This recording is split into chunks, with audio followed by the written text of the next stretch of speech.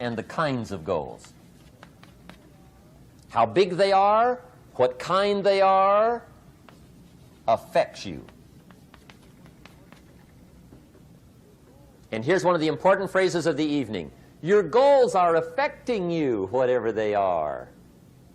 Your goals affect your handshake. Your goals affect your attitude, personality. Your goals affect the way you walk, the way you talk, the way you dress. All day long, we're being affected by our goals. Now, some people have goals, but they have such lousy goals. The effect is bad. I asked a guy one time, what are your goals for this month? The guy said, look, if I could just scrape up enough money to pay these lousy bills. That was his goal. I'm not saying it isn't a goal. It's a goal, but it's such a lousy goal, the effect is bad. You don't jump out of bed on Monday morning and say, oh boy, another chance to go out and scrape up the money to pay my lousy bills. See, you don't do that. Usually you say, oh, not another Monday.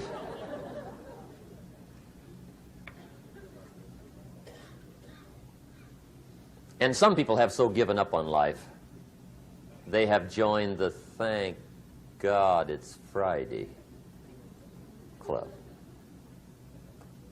How sad. Surely those are the same people, when life is over for them, will say, thank God it's over. Let me give you a Bible philosophy that teaches how to get whatever you want. That's the title of the next set of notes. How to get whatever you want. From the Bible. Now again, I'm an amateur when it comes to the Bible. I'm not a pro. But this I can quote, and I think that'll be sufficient. How to get whatever you want. Here's what it says if you're ready. It says, ask,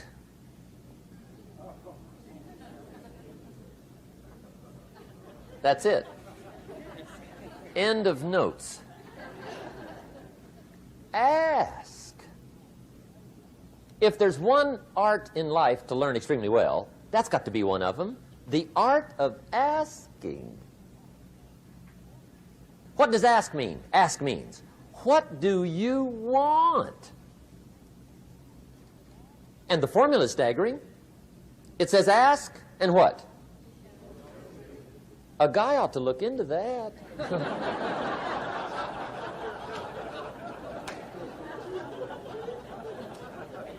He says, yeah, but you work where I work. By the time you struggle home, it's late. You got to eat a bite of supper, watch a little TV, get to bed. You can't sit up half the night. Ask, ask, ask. And the guys behind. See, you've got to be better than a good worker. You've got to be a good asker. Now, let me give you 3 key points on asking and receiving. This can do it. Number 1, asking is the beginning of receiving. Asking starts a unique process, mental and emotional. I don't even know how it works. All I know is it works. It's like pushing a button and all this machinery starts working. I don't know how. It just works. There's a lot of things you don't need to know how. Just work them. Some people are always studying the roots. Others are picking the fruit. I mean, it depends on what end of it you want in on. Asking is the beginning of receiving, so start the process. Here's number 2. Receiving is not the problem. Receiving is automatic. Now, if that's true, receiving is not the problem, what's the problem? Failure to ask might be one of your major problems. I don't know. Check it out. The guy says, oh, now I see it. I got up last year and hit it every day, but there's not a scrap of paper with my goals on it. Good worker, poor asker. So you got to change that. Here's number 3. Receiving is like the ocean. There's plenty, especially in California. It's like an ocean here.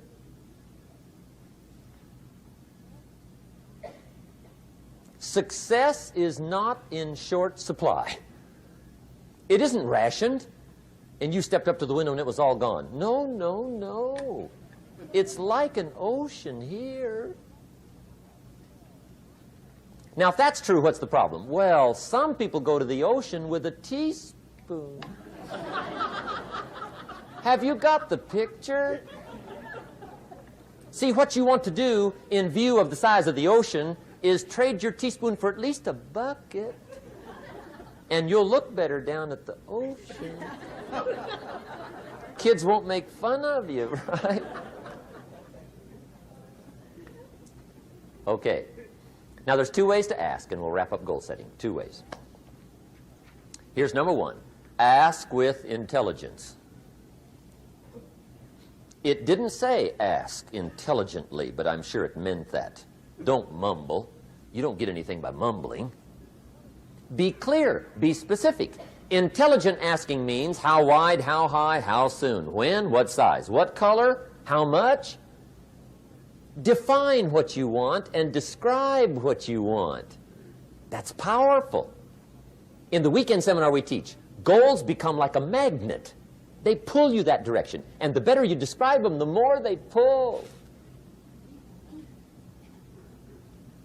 So ask intelligently. Here's number two. Ask with faith. That's the childish part of the equation. Believe you can get what you want like a child. Not an adult. Adults are too skeptical. So the formula really reads, make plans like an adult and believe in them like a child. And the most incredible things will happen. Just try it for 90 days. Just try it. You can always go back to the old ways. Just try it. Just 90 days, 90 days. Now, here's the last qualifying phrase on goal setting, as we promised to qualify everything. And it simply goes like this. Remember, you won't get everything you want. And we've already studied the reason for that. Simply, sometimes it hails on your crop and rains on your parade. It's that kind of planet. So you won't get everything you want, but if you will work this goal-setting formula, you can get plenty for wealth and happiness. Okay, that's goal setting. We use it around the world. We recommend it. Now, maybe it won't work as well for you as it has for me. I don't know. Maybe not. But what if it did? You got to try. Okay. Here's the last subject, the day that turns your life around. Let me just quickly give you a list of 4 emotions that can change your life in one day. Emotions are powerful. Sometimes it doesn't take much to alter your whole life direction.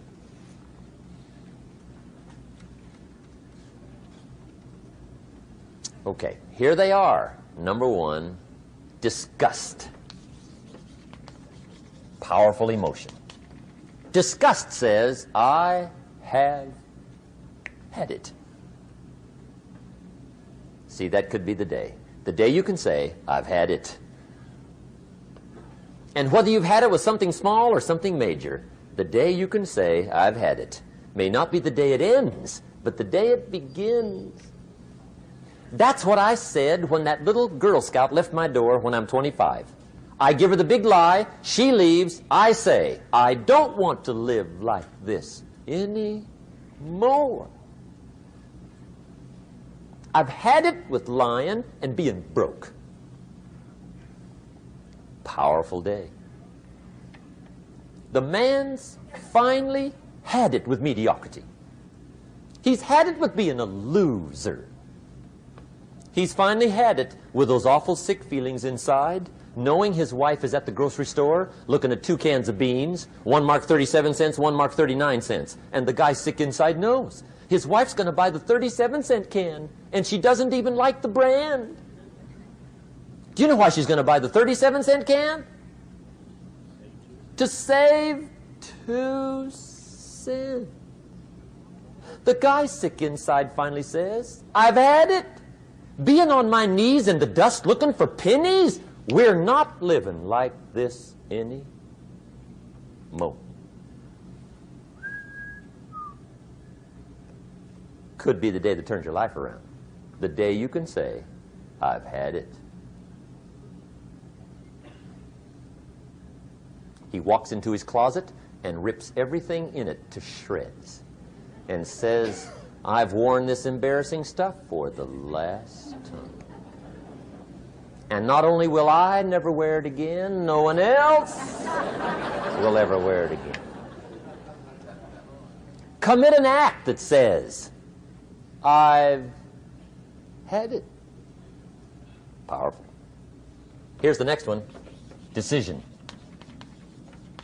And decision-making is powerful. And it's emotional. That's those knots in the pit of your stomach, right? Waking up in the middle of the night in a cold sweat, trying to decide. We sometimes call it inner civil war. What shall I do? Well, for progress, you must decide.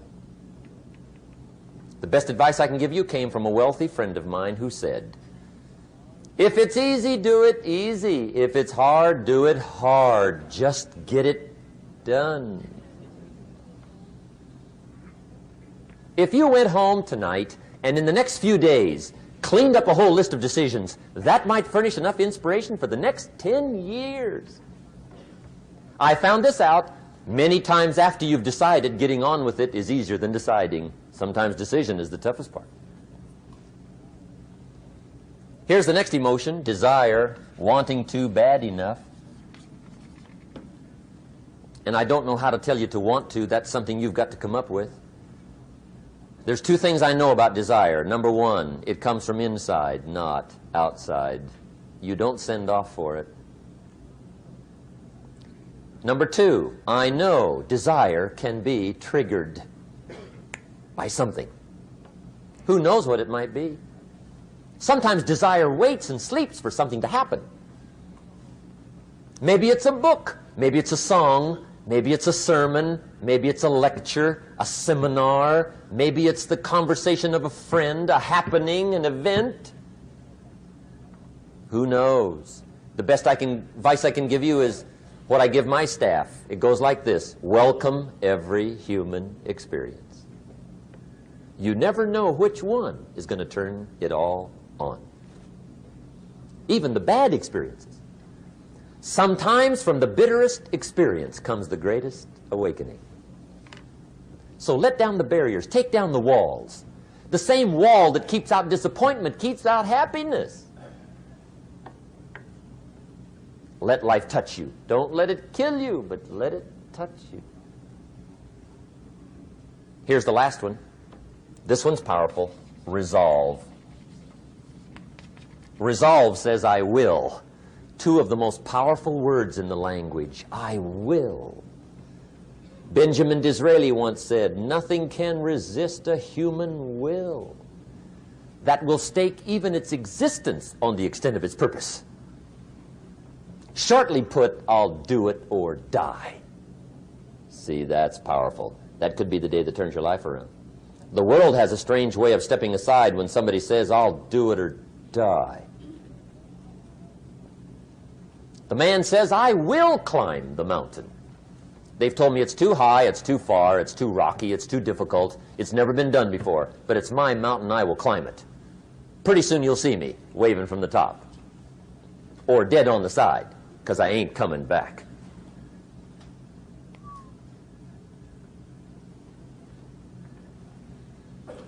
The best definition I ever got from the word resolve came from a little junior high girl in Foster City, California, up north.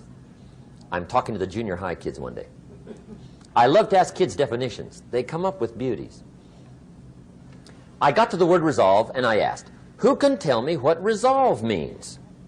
And I got several hands, and they were all pretty good, but the last one was the best. Little girl, about 3 rows back, held up her hand. She said, Mr. Rohn, I think I know what resolve means. I said, darling, what do you think it means? She said, I think it means promising yourself you will never give up. I said, that's it. Webster, stand aside. That is the definition. Promise yourself you will never give up. I asked the kids, how long should a baby try to learn how to walk? How long? How long would you give your average baby before you shut him off? How long? See, any mother in the world would say, you're crazy. My baby's going to keep trying until it learns how to walk. What a magic formula. Now let me show you what triggers all emotions into activity that brings results. And results is the name of the game. Here it is. Action. Finally, you must do something about how you feel. Jesus, the master teacher, said, don't just be listeners, be doers. The world admires the doers. Whatever it takes to get you to try harder, read more, set your goals, and go for it. Here's the next attitude disease. Overcaution. Some people never will have much. They're too cautious. Now, you can also be too reckless, but you can also be too cautious. This is called the timid approach to life. And my caution was always the risk. Risk used to drive me right up the wall. I used to say, what if this happens? It's called the language of the poor. What if this happens? And on top of that, if this was to happen, look at the fix I'd be in. I better not try. I could always ace myself out. Then I'll tell you what changed my whole life when I finally discovered it's all risky. The minute you were born, it got risky. If you think trying is risky, wait till they hand you the bill for not trying. If you think investing is risky, wait till you get the tab for not investing. See, it's all risky. Getting married is risky. Having children is risky. Going into business is risky. Investing your money is risky. It's all risky. I'll tell you how risky life is. You're not going to get out alive. That's risky. The Englishman says, well, if that's the way it's going to work out, let's give it a go. Right, that's what it's for. Give it a go. Somebody says, yeah, but I'm looking for safety and security. Fine, then huddle in a corner. We'll cover you with a sheet, bring you 3 meals a day. And we'll protect you, feed you, look after you, care for you. We won't let anything happen to you. And you'll probably live to be 100. The guy said, well, yeah, I'd live to be 100. But what a way to live. Right. What a way to live, safe and secure. Don't ask for security. Ask for adventure. Better to live 30 years full of adventure than 100 years safe in the corner. And see, it's not important how long you live. What's important is how you live. Here's the next attitude disease. We're almost through with this motley list. In fact, we're almost through. Hang on. The next one is pessimism. Pessimism, the deadly disease of always looking on the bad side, the problem side, the difficult side, checking all the reasons why it can't be done. The poor pessimist leads an ugly life. He doesn't try to figure out what's right. He tries to figure out what's wrong. He doesn't look for virtue. He looks for faults. And when he finds them, he's delighted. How ugly. This is the poor guy who looks through the window, doesn't see the sunset. He sees the specks on the window.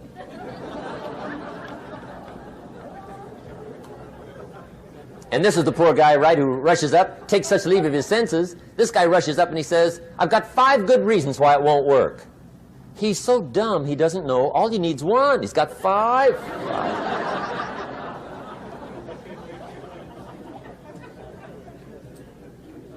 To the pessimist, the glass is always half empty. To the optimist, the glass is half full. Why would the same measure affect people two different ways? Answer, it all depends on how you look at it. Our lives are mostly affected by the way we think things are, not the way they are. The way we think they are affects us most. There's a subject we don't have time to get into tonight called better thinking habits. One of the major things Shoaff taught me when I met him, he said, poor thinking habits keeps most people poor. Not poor working habits. Most people work hard, but they don't think hard. And Shoaff taught me that the mind is like a factory, a mental factory. And whatever you think about all day long pours ingredients into this mental factory. And that's what builds the economic, social, financial fabric of your life. He quoted me a Bible phrase that says, as you think, so you become. How awesome. When he talked about poor thinking habits, he had me. I used to start the day reading the morning newspaper. I mean, you can believe that or not. I'd get a cup of coffee and read the paper. I'd load up on wars and riots and murders and stabbings and killings and bank robberies and muggings and car wrecks and tragedies. I'd even read the back pages. I seem to like that stuff for some weird reason. I'd load up on all that, and then I'd start the day. You can imagine the kind of days I used to have. You walk around on your financial knees. They call you economic peewee.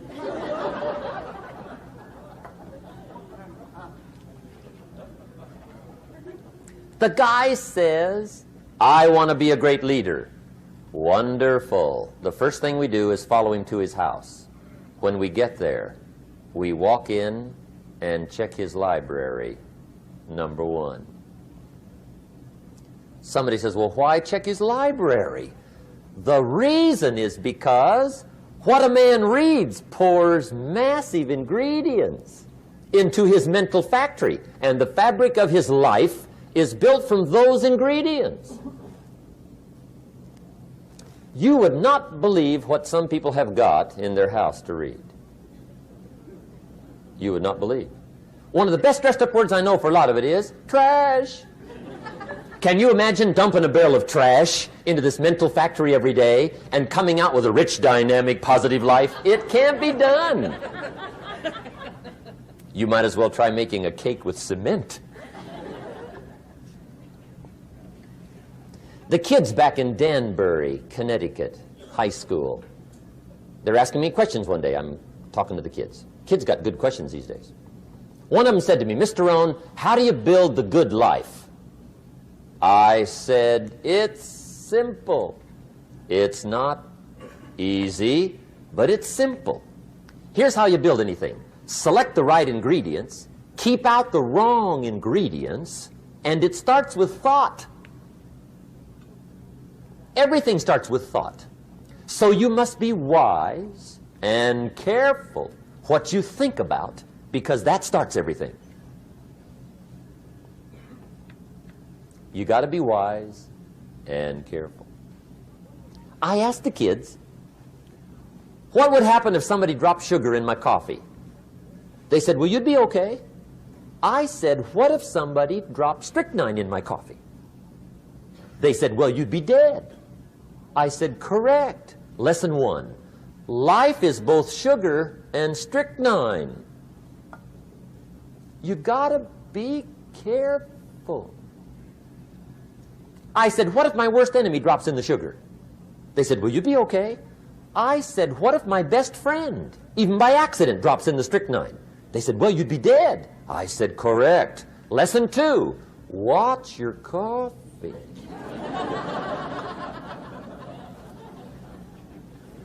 You got to be careful. See, it doesn't matter who hands you the bad stuff. It doesn't matter where you get the bad stuff. It'll still do its damage on your bank account, wherever you get it.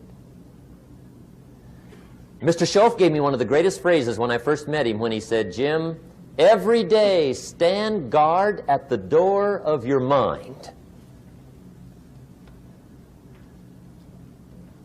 How important. Stand guard at the door of your mind. And you decide what goes into your mental factory. Don't let anybody just dump anything they want to in your mental factory, because you've got to live with the results. Okay, here's the last disease, and we're through with this list. In fact, we're almost through. Hang on. The last subject is very brief. The last disease, but this one is deadly. Engage in this one, indulge in it even slightly, and you might as well forget the future, because it's going to forget you. Complaining, crying, whining, griping. A Bible word called murmuring. See, that'll ace your future. Spend 5 minutes complaining, and you have wasted 5. And you may have begun what's known as economic cancer of the bone. Surely they will soon haul you off into a financial desert and there let you choke on the dust of your own regret. I hope I said that well, so you won't forget. It's a deadly disease. If you don't think it's bad, ask the children of Israel of Old Testament fame. Typical of us all, their story just happened to get in the book. Story says, children of Israel were slaves. God performed a series of dazzling miracles and got them out. And now they're heading for the promised land. Remember the story? Heading for the promised land. Tragedy of the story, they never got there. Reason. From day one, they started to complain. They griped about the water. They griped about the weather. They whined and cried and griped about the food. They griped about the leadership. They whined and cried because it was too far, too cold, too hot, too difficult, too miserable. I mean, they whined and cried for years. Finally, God said, I've had it, trip canceled. Or something like that. The story says they died in the desert, never got to the promised land. Which I think means two things. Indulge in this long enough, you get your future canceled. And I guess it also means even God himself can only take so much.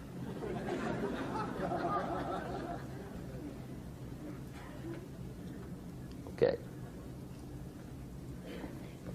Just be on the lookout of the things that can destroy all the good you start. The war is on. And this evening, tomorrow, mentally, personally, socially, economically, you got to make sure you're winning the war. And this is part of it.